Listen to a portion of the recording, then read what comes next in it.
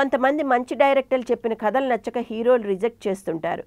వాటినే కొంతమంది హీరోలు ఓకే చేసి సక్సెస్ అవుతుంటే మరికొంతమంది మాత్రం విఫలమవుతూ ఉంటారు. వీరిలో రెండో కేటగిరీకి చెందినవాడు వరుణ్ తేజ్. టాలీవుడ్లో సంచలన దర్శకుడు పూరి జగన్నాథ్. ఆయన నితిన్తో కలిసి హార్ట్ అటాక్ సినిమా తీసి అపజయాన్ని మూటగట్టుకున్నాడు. అయితే ఎలాగైనా సరే నితిన్కి హిట్ ఇవ్వాలని తలంపుతో మరో కథను సిద్ధం చేసి నితిన్కి వినిపించాడట పూరి. నచ్చక నితిన్ తిరస్కరించాడట. అయితే ఇదే కథను లోఫర్ పేరుతో వరుణ్ తేజ్ హీరోగా సినిమా తీసి అట్టర్ ఫ్లాప్ అయ్యాడు. ఇదిలా ఉండగా గుండెజారి గల్లంతయిందే సినిమాకు సీక్వెల్ కథను సిద్ధం చేసి నితిన్కి వినిపించాడట డైరెక్టర్ విజయ్ కుమార్ కొండ. అయితే ద్వితీయార్థంలో కథ నచ్చకపోవడంతో నితిన్ తిరస్కరించాడట. అయితే ఇదే దర్శకుడు చెప్పిన కథను వరుణ్ ఓకే చేశాడట.